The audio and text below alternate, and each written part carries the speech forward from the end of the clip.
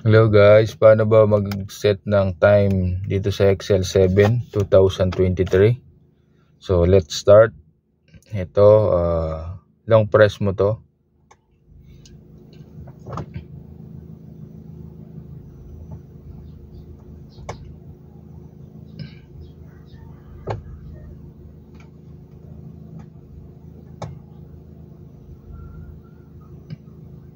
Yan.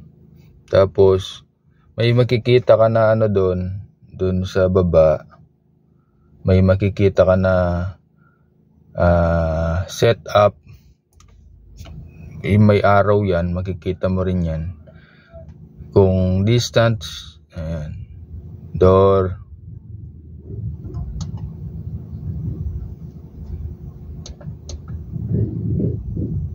Back mo siya. Distance unit.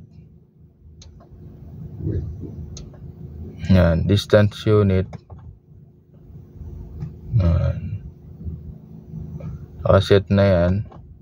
Kung fuel economy, kilometer, nakaset na siya. So back mo siya.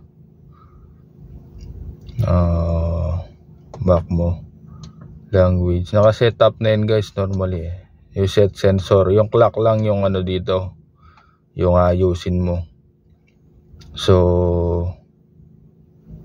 clock setting, yung adjust clock, yan. I-click mo yan, i-push mo lang itong ano, i-push mo yan. Makikita mo yan normally, inano ko na, inayos ko na. So 7 yung oras ngayon. Pag gumaganyan yan, i-push mo siya. Pag ginaganyan yan, i-turn mo yung sa kanan. Magano yan. Pag nagbi-blink yan, iyan ang isi-set mo muna. So 7, balik natin. Tapos pag gusto mo lumipat dito sa 16, yung ano, yung minutes niya, i-push mo lang. Nagbi-blink na naman siya.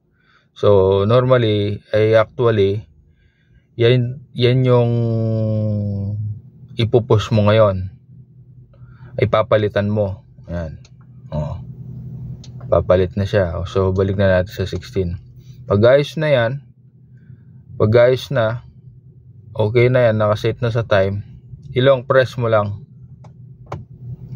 successfully na. So tapos turn back mo, punta ka dun sa back. Ayos na, ayun na. Naka-time na rin yan, 24 hours. Tapos basta punta ka lang dun sa clock setting, makikita mo na siya. Tapos yung date, masiset mo din dun. So yun lang guys. Sa Excel 7, yung mga owner ngayon, ito yung mga tamang pagano, kasi nakuha ko sa kasa to, hindi siya nakasetup sa orasan. So ngayon may time ako, tinignan ko kung paano siya i-setup. Yun lang guys, bye bye, sana may natutunan kayo.